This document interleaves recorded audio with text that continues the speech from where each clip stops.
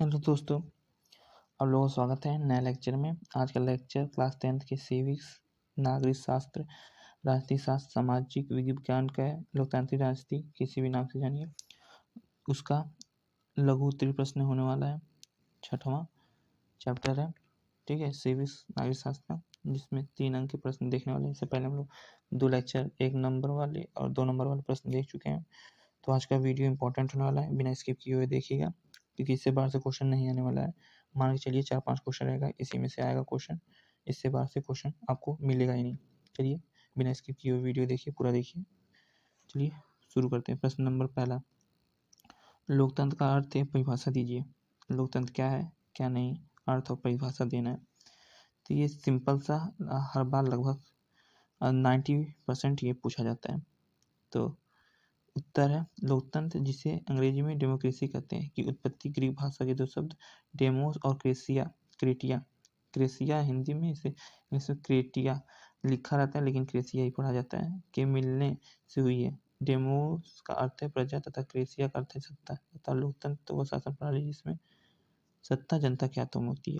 ये सिंपल सा परिभाषा था, जबकि कुछ लोगों ने भी परिभाषा दी है, जैसे कि लोकतंत्र कुछ महत्वपूर्ण परिभाषा निम्नलिखित है। पहला, सीले के अनुसार लोकतंत्र वह शासन व्यवस्था है जिसमें प्रत्येक व्यक्ति का भाग हो। ये सीलेख है। डायरी के अनुसार डायसी के अनुसार लोकतंत्र वह शासन व्यवस्था है जिसमें शासन वर्ग अपेक्षाकृत राष्ट्र का एक बड़ा भाग होता है। और तीसरा, संयुक्त राज्य अमेरिका का प्रसिद्ध राष्ट्रपति अब्राहम लिंकन ने लोकतंत्र की बड़ी सरल परिभाषाएं दी है। उनके अनुसार लोकतंत्र जनता का जनता के लिए जनता द्वारा शासन है। ये सबसे ज़्यादा पॉपुलर परिभाषा है, ठीक है, ये अब्राहम लिंकन वाली। आप अब्राहम लिंकन तीनों में से एक परिभाषा याद भी कर सकते हैं, ठीक है। और अर्थ परिभाषा पूछे, आप इतना भी लिख सकते हैं, आप इतना भी लिख सकते हैं, इतना भी लिख सकते हैं, आप इतना भी लिख सकते हैं, नंबर आपको मिलेगा, क्योंकि उसमें परिभाषा पूछी है, परिभाषा से मतलब है, ठीक है। तो चलिए नेक्स्ट क्वेश्चन पे चलते हैं। ये सिंपल सा था, ठीक है। और एक लॉर्ड ब्राइस भी थे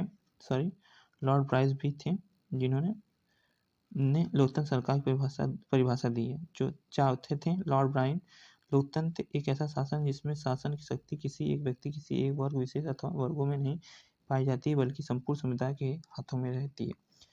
तो ये इनका तो बहुत ही लंबा चौड़ा था, ठीक है।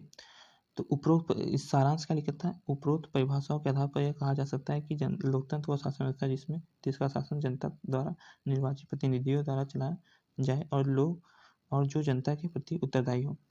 5 परिभाषाएं इसमें बनी है, ठीक है। आपको पता है 5 परिभाषाएं, आप कोई भी परिभाषा ले सकते हैं, अपने मन से भी बना सकते हैं, कोई चीज़ नहीं है, ठीक है। ये सारांश। अब क्वेश्चन नंबर 2 चलते हैं, सेकंड देखते हैं। प्रश्न दूसरा क्या है, लोकतंत्र के प्रत्यक्ष एवं अप्रत्यक्ष प्रकार को संक्षेप में प्रस्तुत कीजिए। प्रत्यक्ष और अप्रत्यक्ष को प्रस्तुत करना है। तो प्रश्न जो है प्रत्यक्ष, पहला प्रत्यक्ष देख लेते हैं। प्रत्यक्ष क्या होता है? प्रत्यक्ष लोकतंत्र उसे कहते हैं जिसमें राजा की इच्छा जनता द्वारा आम सभाओं के माध्यम में प्रकट की जाती है। इसमें जनता अपने प्रतिनिधियों को निर्वाचित करके नहीं भेजती, वरन स्वयं एकत्रित होकर अधिकारियों की नियुक्ति करती है, कर निर्धारित करती है और तथा कानून बनाती है। ऐसा लोकतंत्र छोटे छोटे राज्यों में ही स्थापित किया जा सकता है।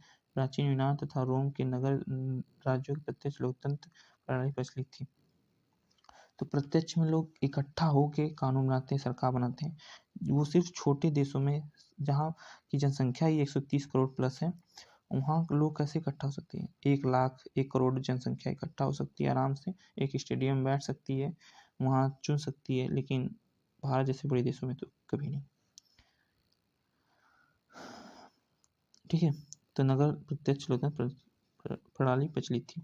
तो आधुनिक यहाँ थे ना, ऐसा लोकतंत्र छोटे छोटे राज्यों में स्थापित किया जा सकता है।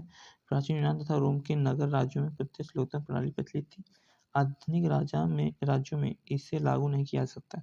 स्विट्जरलैंड के कुछ कैंटों, अमेरिका तथा रूस के कुछ राज्यों तथा गणतंत्रों में प्रत्यक्ष लोकतंत्र की व्यवस्था है। तो कहीं कहीं व्यवस्था है, लेकिन भारत में तो नहीं है। प्रत्यक्ष लोकतंत्र के आधुनिक साधनों में जनमत संग्रह, प्रस्तावाधिकार तथा प्रत्यावर्तन के साधन हैं। इन साधनों द्वारा मतदान कानून के निर्माण में प्रत्यक्ष रूप से भाग ले सकते हैं। जनमत संग्रह का थोड़ा बहुत प्रयोग अन्य देशों में भी किया जाता है। ये था प्रत्यक्ष लोकतंत्र। अब अप्रत्यक्ष लोकतंत्र क्या है उसके बारे में जान लीजिए। तो अप्रत्यक्ष लोकतंत्र ये सरकार का वह रूप है जिसमें राजा की इच्छा जनता द्वारा निर्वाचित थोड़े से व्यक्ति समुदाय द्वारा प्रकट होती है। अप्रत्यक्ष लोकतंत्र में जनता एक निश्चित समय के लिए अपने प्रतिनिधित्व का चुनाव करती है। यह प्रतिनिधि अपने मतदाताओं की भावनाओं के अनुसार कानून बनाते हैं। प्रतिनिधित्व में बहुत दल मंडलीय मंत्रिमंडल का निर्माण करता है जो शासन चलाता है। विश्व के अधिकतर देशों में अप्रत्यक्ष लोकतंत्र की स्थापना की गई है। तो अप्रत्यक्ष लोकतंत्र क्या है? जिसमें सरकार जनता द्वारा चुनी जाती है, लेकिन कुछ सीमित समय के लिए चुनी जाती है और उनके हितों को ध्यान में रख के कानून बनाती है अपने मतदाताओं को। तो ये अप्रत्यक्ष लोकतंत्र है। तो अब क्वेश्चन नंबर तीसरा देखते हैं। क्वेश्चन नंबर तीसरा थोड़ा बड़ा होना है। लोकतंत्र की विशेषता बताइए। आप इसमें पॉइंट इतना लिख के इसमें समानता, स्वतंत्रता, भाव लिख देंगे तब भी हो जाएगा, क्योंकि इसमें उस पॉइंट को जो हेडिंग बना के उसके बारे में खोल भी दिया, लेकिन आप नहीं लिखेंगे तो भी चलेगा। 3 नंबर का प्रश्न है, कोई 6 नंबर का प्रश्न है नहीं। ठीक है। लोकतंत्र की विशेषता बताइए। उत्तर, लोकतंत्र में राज्य सत्ता जनता में निहित होती है। वास्तविक लोकतंत्र तभी संभव है जबकि देश में समानता, स्वतंत्रता, भाईचारे की भावना विद्यमान हो। अतएव लोकतंत्र के निम्नलिखित मूलभूत आधार अथवा विशेषताएं हैं। तो क्या क्या विशेषताएं हैं, क्या क्या स्वतंत्रता क्या क्या है क्या नहीं, वो सब इस वीडियो में देखेंगे, मतलब आगे देखेंगे यार। लोकतंत्र में राज्य सत्ता जनता में निहित होती है, ये तो सबको पता है। वास्तविक लोकतंत्र संभव है जबकि देश में समानता, स्वतंत्रता, भाईचारे की भावना विद्यमान है। तो अब विशेषता देख लेते हैं। पहली विशेषता क्या है? समानता। समानता लोकतंत्र का मुख्य आधार है। समानता में अमीर गरीब, ऊंच नीच, जात पात, धर्म, रंग व लिंग आदि का भेदभाव नहीं होता। सभी नागरिकों को समान अधिकार प्राप्त होते हैं। कानून के सामने सभी समान है। नैतिक समानता के साथ साथ सामाजिक तथा आर्थिक समानता लाने का प्रयास किया जाता है। अब दूसरा पॉइंट क्या है? स्वतंत्रता। स्वतंत्रता लोकतंत्र का दूसरा मुख्य आधार है। नागरिक को सामाजिक, राजनीतिक तथा आर्थिक स्वतंत्रता प्राप्त होती है। स्वतंत्रता दूसरा मुख्य पॉइंट हुआ। तीसरा, भ्रातृभाव। लोकतंत्र का तीसरा मुख्य आधार भ्रातृभाव है। सभी नागरिक मिलकर कार्य करें। लोगों में अपनी जातीय अथवा नस्ली प्रभुसत्ता की भावना नहीं होती है। लोगों में जातीय अथवा नस्ल की प्रभुसत्ता भावना नहीं होती है। यह भ्रातृभाव में था। चौथा क्या है? जन कल्याण। लोकतंत्र में किसी एक वर्ग विशेष अथवा व्यक्ति का भला नहीं किया जाता है, वरन सारी जनता का कल्याण करना राज्य का उद्देश्य होता है। जो जनता का कल्याण करना मतलब कि किसी एक व्यक्ति या समुदाय को लेकर उनका कल्याण करना नहीं होता है। वो सभी चाहते हैं कि सभी का कल्याण हो, उसी उद्देश्य से कार्य करते हैं। पांचवा, जन प्रभुसत्ता। लोकतंत्र में प्रभुसत्ता लोगों में निहित होती है। सरकार लोगों की इच्छा के अनुसार शासन चलाती है। सरकार के शक्तियों का अंतिम स्रोत लोग ही होते हैं। तो जन प्रभुसत्ता इसे ही कहा जाता है। अब नेक्स्ट क्वेश्चन है क्वेश्चन नंबर 4। इसमें 2 तरीके के क्वेश्चन है। लोकतांत्रिक शासन में सरकार का उत्तरदायित्व होने का क्यों आवश्यक है? लोकतांत्रिक जो सरकार होती है वो सरकार उसमें उत्तरदायी क्यों होती है, क्यों आवश्यक है? दूसरा क्वेश्चन ऐसे बन सकता है, लोकतांत्रिक शासन एक उत्तरदायी शासन व्यवस्था है। मतलब क्वेश्चन देखिए, लोकतांत्रिक शासन एक उत्तरदायी शासन होता है, उदाहरण देकर स्पष्ट कीजिए। तो दोनों क्वेश्चन इंपॉर्टेंट है। तो चलिए इसका आंसर देख लेते हैं। तो उत्तर क्या है? आज के समय में लोकतांत्रिक सरकार को प्राय प्रतिनिधि लोकतंत्र कहते हैं। प्रतिनिधित्व लोकतंत्र में लोग सीधे शासन में भाग नहीं लेते हैं, बल्कि चुनाव की प्रक्रिया के द्वारा अपने प्रतिनिधित्व चुनते हैं। यही प्रतिनिधित्व मिलकर सारी जनता के लिए निर्णय लेते हैं और सरकार चलाते हैं। चूंकि लोकतंत्र में सरकार जनता के द्वारा चुनी जाती है, इसलिए इससे जनसामान्य के कल्याण के लिए निर्णय लेने पड़ते हैं और कार्य करने पड़ते हैं। सरकार को समाज समानता, स्वतंत्रता, सामाजिक न्याय के मूल्यों को ध्यान में रखते हुए कार्य करना पड़ता है। ये चीज़ें सब कुछ थी जो आप लोग जानना चाहते थे। बस सिंपल शब्दों में आप अपने बारे में अपने शब्दों में भी लिख सकते हैं। कोई ये बड़ा नहीं है कि आप इस रट्टा रटाया लिखें। आप अपने शब्दों में जो जानते हैं वो लिख देंगे, नंबर मिलेगा, कभी कटेगा नहीं। सोशल में कभी तो सोशल साइंस में कभी कभी छोड़ना मत खाली। अगर नहीं आता उससे जानते हैं, अगर जानते कुछ भी है तो लिख दीजिए, नंबर कन्फर्मली मिलेगा। क्वेश्चन नंबर 5 शायद फाइनल लास्ट क्वेश्चन भी हो सकते हैं। लोकतांत्रिक शासन व्यवस्था शांति और सद्भाव का जीवन जीने में नागरिकों के लिए मददगार साबित होती है। इस कथन की उपयुक्त उदाहरण सहित पुष्टि कीजिए। तो देखिए पुष्टि करते हैं। उत्तर, लोकतंत्र एक शांति सद्भाव का वातावरण नागरिकों के इस प्रकार का जीवन व्यतीत करने में सरकार उनके साथ निम्न प्रकार से मददगार साबित होती है। पहला, सभी को समान अवसर प्रदान होना। इतना बड़ा बड़ा नहीं लिखेंगे, 3 नंबर का है, आप इसमें से आधा भी कर सकते हैं, कम भी कर सकते हैं। मतलब बस तो ये हेडिंग ले लिया, आप हेडिंग बस उतार सकते हैं। तो ऐसे लिख सकते हैं जैसे कि नागरिकों के इस लोकतंत्र एक शांति सद्भाव का वातावरण ये चाहे लिखे चाहे ना लिखे, ठीक है। नागरिकों के इस प्रकार का जीवन व्यतीत करने में सरकार उनके साथ निम्नलिखित प्रकार से मददगार साबित होती है। पहला, सभी को समान अवसर प्राप्त होना, ठीक है। पहला, सभी को समान अवसर प्राप्त होना। दूसरा, विचारों का प्रकट करने की स्वतंत्रता। तीसरा, लोगों को सरकार चलाने का अधिकार। चौथा, सामाजिक आर्थिक समानता का सुनिश्चित होना। इस तरह भी आप लिख सकते हैं, ठीक है।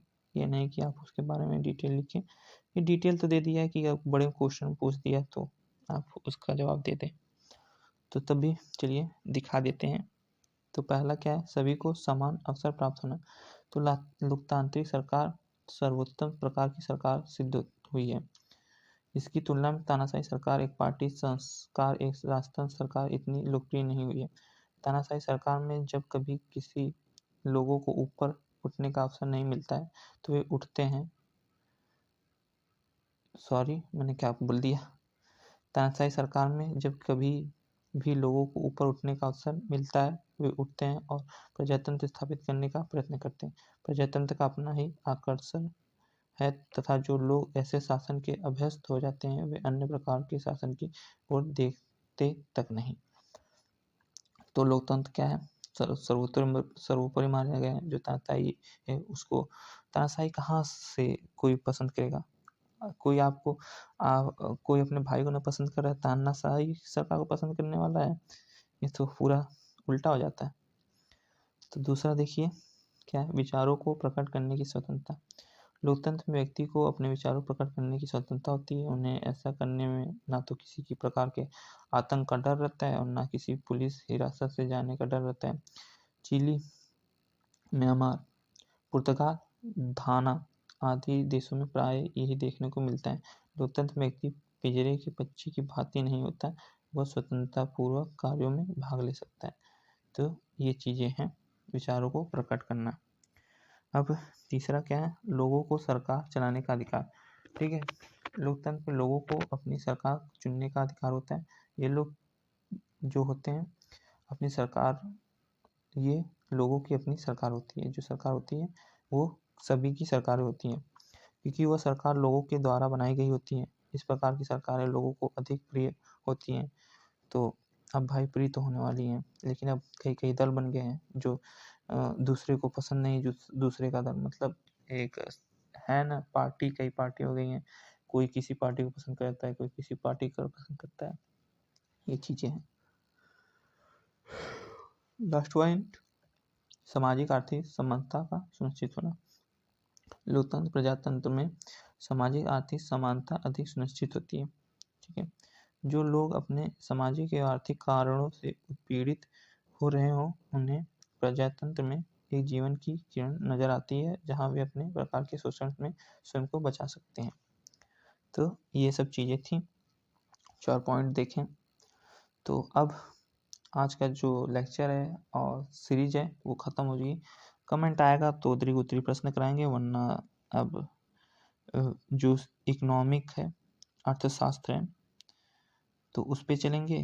उसका पहला चैप्टर विकास देखेंगे, फिर उसके बाद आगे बढ़ेंगे, फिर उसकी सीरीज ख़त्म करेंगे।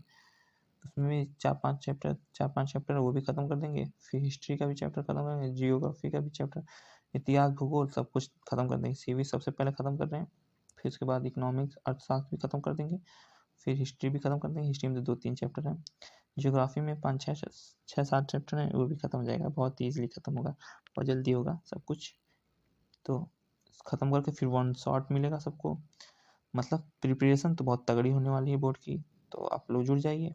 तो अब मिलते हैं next chapter, next lecture, next subject के साथ। तब तक के लिए बाय बाय।